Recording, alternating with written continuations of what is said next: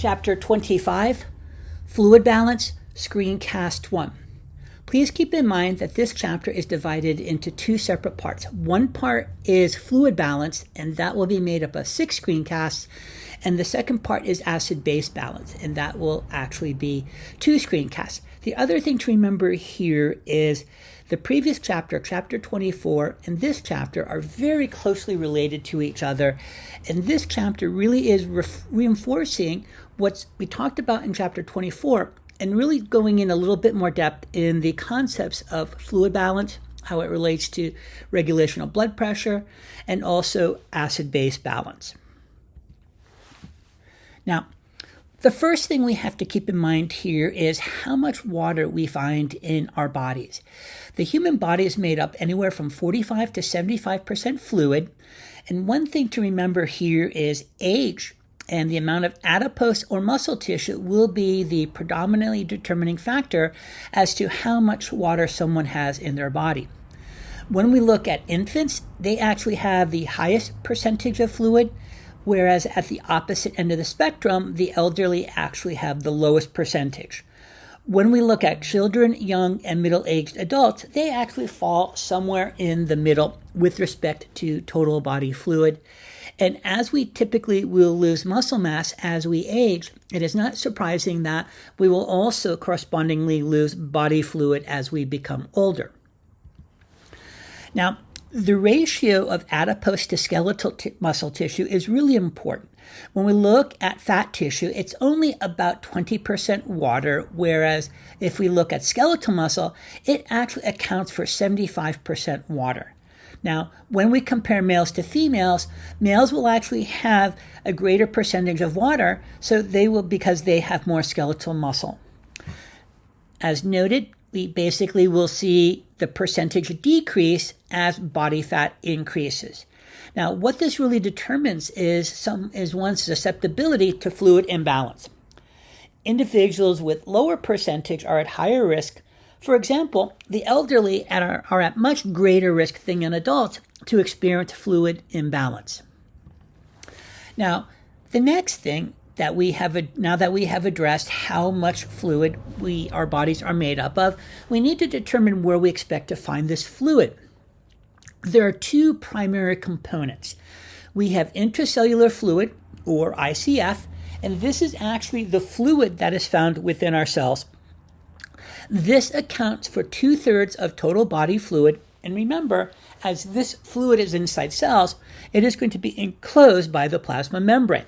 And remember, when we talk about the plasma membrane, it is semi-permeable. It will allow some things through, but not all. Extracellular fluid, that is the fluid outside of our cells, and that is subdivided into 2 subcompartments. That is going to be the interstitial fluid. We may refer to that as the internal environment, and also blood plasma. Interstitial fluid might often be referred to as the internal environment. The extracellular fluid is that fluid surrounding cells, and it accounts for about 2/3 of extracellular fluid, not total fluid. Blood plasma is that fluid we find within our blood vessels, and remember, that is mostly water. It's going to be separated from interstitial fluid by capillary vessel walls. And one thing to remember here is capillary vessel walls are much more permeable than the plasma membrane. And if we were to compare the composition of interstitial fluid and plasma, we would discover that they are very similar. Now, if we look at some specific extracellular fluid compartments, examples of those would be cerebrospinal fluid, the synovial fluid that we find in our joints, the aqueous and vitreous humor of the eye, fluids that are found within the inner ear, and also the serous fluids that are found within our body cavities. Keep in mind that these aren't typically large components of it, and they really aren't prone to gain or losses on a daily basis.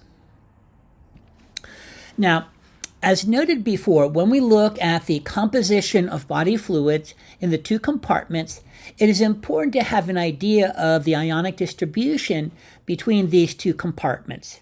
Intracellular fluid and extracellular fluid compartments are chemically distinct on their ionic concentration. Intracellular fluid has much more potassium, magnesium, and potassium, and notice potassium is negatively charged, and there are also going to be negatively charged proteins. The difference due to processes within cell and transport proteins, the two components of extracellular fluid, interstitial fluid and blood plasma, notice, as noted previously, they are similar to each other except in one regard. We expect to find protein in plasma, but very little in the interstitial fluid. Both of these compartments are high in sodium, calcium, chloride, and bicarbonate. And this also kind of reflects capillary permeability of ions, but not that of proteins.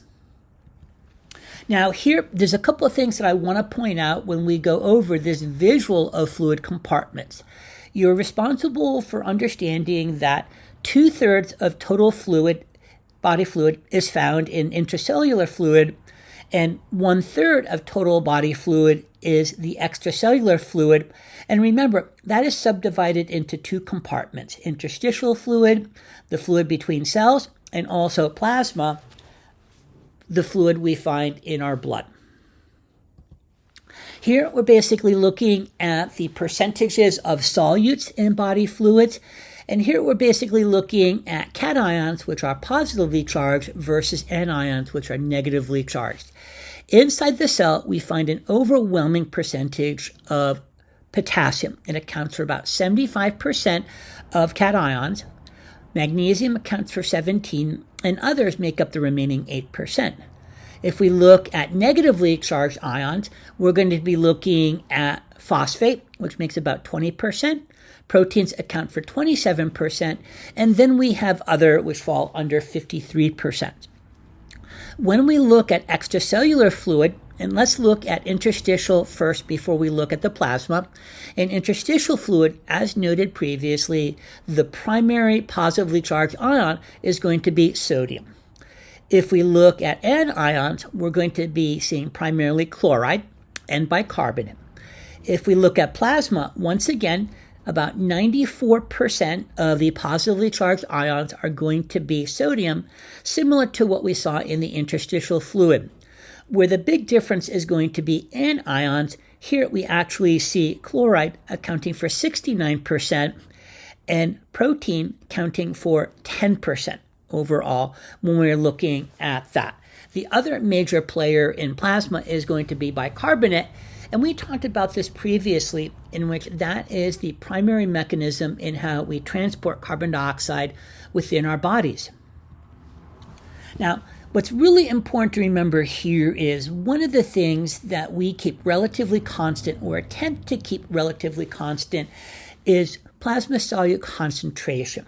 And we're going to refer to this as osmolarity. When concentration between compartments are different, example, one is hypotonic or hypertonic to the other, we actually are creating a osmotic driving force. And we really do not want on a regular basis for water to be moving from one compartment to the other. Generally, we're going to be seeing water moving by osmosis from a hypotonic solution. And this will continue until an equilibrium has been reached. Let's kind of take a look at the different types of movement we might see. So if we look at drinking water, water will be entering the blood from our digestive system. This is actually going to dilute plasma solute concentration. Water will move into interstitial fluid, then into the cells. The reverse will happen if water is actually lost from the body. So let's walk through these last two diagrams. And here we're basically looking at what is happening following the intake of fluid. And notice what's happened here. If we compare the solute concentration, we have a hypotonic plasma, whereas a hypertonic intracellular fluid. So now if we look at where the solute is, and remember, water follows solute if it can, water will actually move out of the vessel or the plasma into the cell, and that is going to occur via osmosis. So once again, water follows solute if it can. In this diagram, we are reversing the situation, and we are looking at someone that is dehydrated. In this situation, we're going to be looking at a hypertonic plasma. Once again, water moves where the solute is. So it will be going from a hypotonic, which is the intracellular fluid, and into the plasma by osmosis. And these processes, once again, will continue until homeostasis has been attained.